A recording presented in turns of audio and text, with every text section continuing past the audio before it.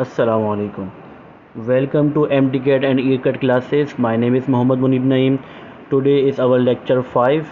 Now we are going to start MCQs 31. Two automobiles are 150 kilometers apart and traveling toward each other. The automobile is moving at 60 km per hour and the other moving at 40 km per hour. ठीक है, तो यहाँ पर जो है हम जो discuss कर रहे हैं यहाँ पर कि दो दो ऑटोमोबाइल्स हैं, दो गाड़ियाँ हमारे पास जो 150 किलोमीटर पर आवर के फासले पर मौजूद हैं।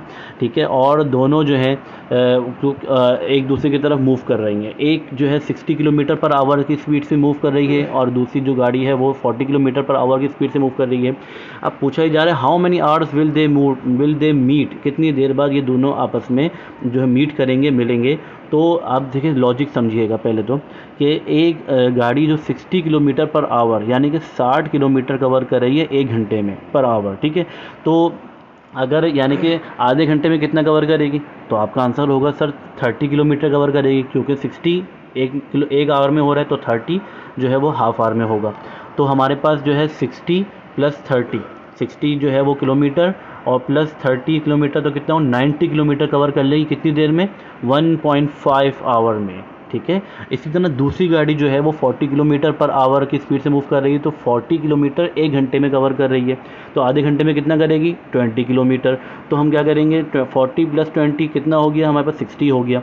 तो यानी कि जो है वो 1.5 घंटे में ये ऊपर जो 60 वाली पहली वाली कार है वो 1.5 घंटे में 90 किलोमीटर कवर कर रही है, और दूसरी वाली जो कार है वो 1.5 घंटे में 60 किलोमीटर कवर कर रही है। तो दोनों को ऐड कर देंगे, 90 + 60 150 हो गया, यानी कि 150 किलोमीटर दोनों गाड़ियाँ 1.5 घंटे में कवर करेंगे, और दोनों गाड़ियाँ जो मिलेंगे वो 1.5 घंटे बाद मिल जाएंगे, यानी कि 1.5 घंटा के बाद जो है हमारे 1.5 आवर जो है वो क्या है, इसका आंसर है। अच्छा, अब यहाँ पर हम बात करते हैं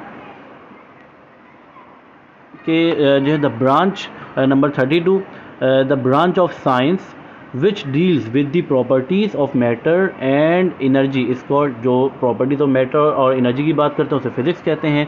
33, physics is one of the branches of dash physical science.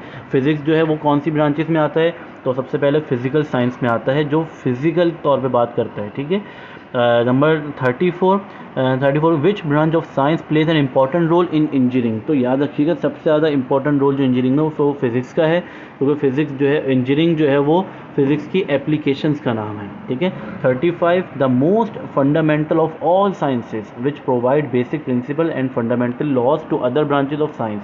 देखिए, फिज़िक्स जो वो वाहिद ब्रांच है जो हर ब्रांचेस में उसके लॉज, हर साइंस में उसके लॉज जो यूज़ किए जाते हैं।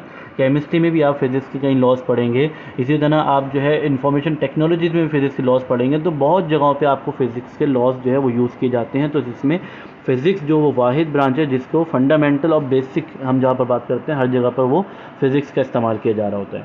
36 हमारे पास MCQ होता है, the branch of physics which deal with highly energetic ions is called. देखिए, जो हाईली इनर्जेटिक आइंस की बात करें ना, तो हाईली इनर्जेटिक का मतलब क्या है, हमें हाईली टेम्परेचर चाहिए।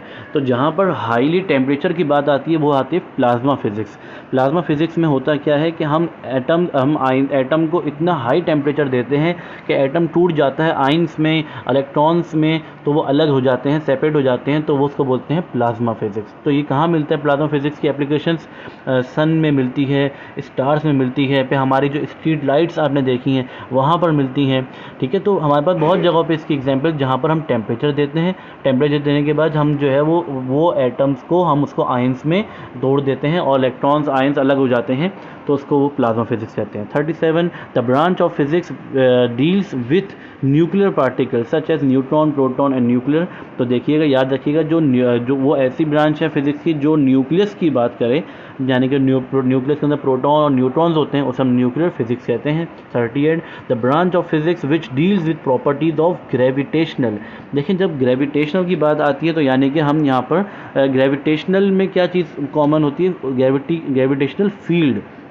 ठीक है, क्योंकि याद रखिएगा ग्रेविटी जो है वो अपने अराउंड एक फील्ड बनाती है जिसमें वो हर ऑब्जेक्ट को अपनी तरफ अट्रैक्ट करती है। इसी तरह इलेक्ट्रिक फील्ड होती है, मैग्नेटिक फील्ड होती है। तो ये जो ब्रांच ऑफ फिजिक्स थी वो फील्ड थ्योरी की बात की, फील्ड थ्योरी जो है वो इन फील्ड्स को डिस्कस करती है। तो इसमें अकॉस्टिक का मतलब क्या होता है, साउंड, तो साउंड को डील नहीं है। डायनामिक्स मतलब जो है वो एनर्जी की वजह से जो वर्क हो, तो उसमें भी हम नहीं इसको भी नहीं आएगा, वो फील्ड थ्योरी में हमारे पास ग्रेविटेशनल में नहीं आता।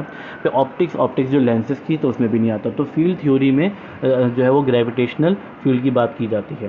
Number 39, the branch of physics which deals with the living thing is called, जो लिविंग थिंग की बात करें वो बायोलॉजिकल साइंस होती है। Number 40, the physics of moving charge particle is known as, तो मूविंग चार्ज पार्टिकल की जब बात की जाती है तो आपको पता होगा कि वो इलेक्ट्रोडायनामिक्स, देखिए इलेक्ट्रो मतलब होता है इलेक्ट्रॉन, डायनामिक्स मतलब मोशन, तो यानी कि इलेक्ट्रॉन की मोशन की बात होगी, चार्ज पार्टिकल्स की मोशन की बात होगी, तो हम यहाँ पे इलेक्ट्रोडायनामिक्स की बात करेंगे। ठीक है, तो आज इसको हम यहीं तक इसे जो है स्टॉप करेंगे लेक्चर को। तो इंशाल्लाह अगले जो लेक्चर हमारी वीडियो होगी उसमें हम फर्दर और एमसीक्यूज़ को डिस्कस करेंगे। ऐसे फॉलो करते रहिए, देखते रहिए, लाइक कीजिए, शेयर कीजिए, सब्सक्राइब कीजिए, ताकि जो है दूसरों को भी इससे फ़ायदा हो सके।